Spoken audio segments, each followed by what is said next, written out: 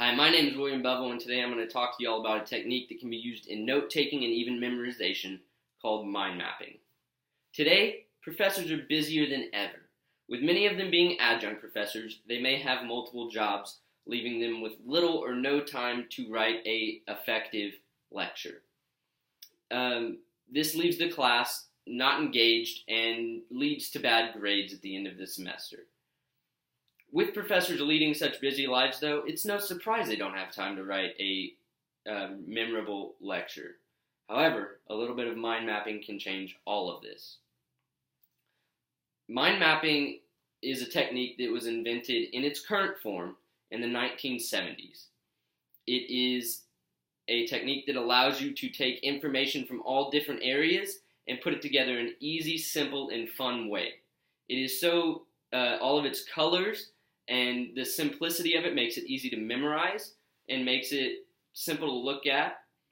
You begin by putting the main topic in the center of the page and then making little brackets off of it and to subtopics and more subtopics and more subtopics until finally you've gotten your whole brain process out on the page. Kind of like in elementary school whenever we learned how to make tree diagrams, except it's a little bit different. And if you'll look at the diagram I handed y'all before I started, you will understand.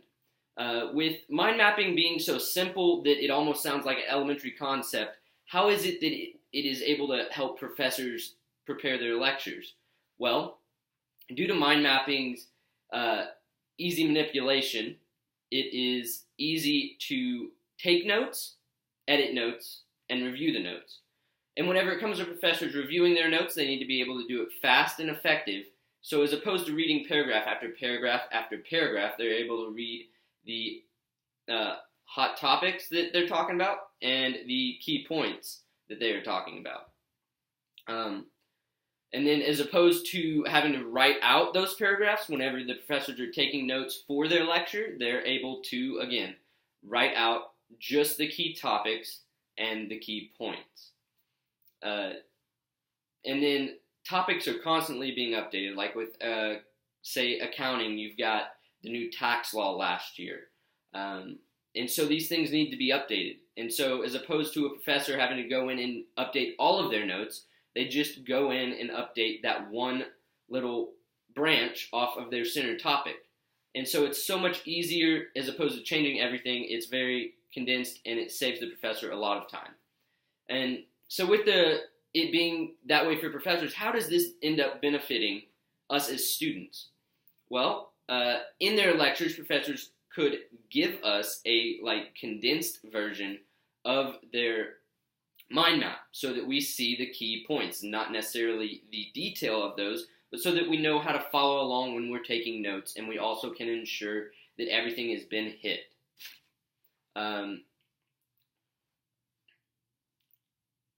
Professors can also teach the class through mind mapping by putting the main idea of the class just up on the board and then having a discussion with the class and figuring out what all of the branches would be correctly from there. And that also brings students more engaged into the class, which in turn leads to further remembering it later on.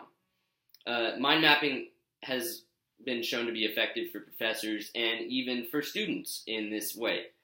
It is a simple note-taking way to take notes and allows for you to take notes in the same way that your thoughts from your brain would just flow out onto a sheet of paper. Professors are able to use this for their lectures. They can use it to help them teach the class, and then it also helps them with remembering what they wrote because it makes it so much simpler. Mind mapping saves all of us some time from our busy lives. The colors and simple editing make it easy to remember and revise lectures, which in turn makes the class more fun and leads to better grades. Thanks.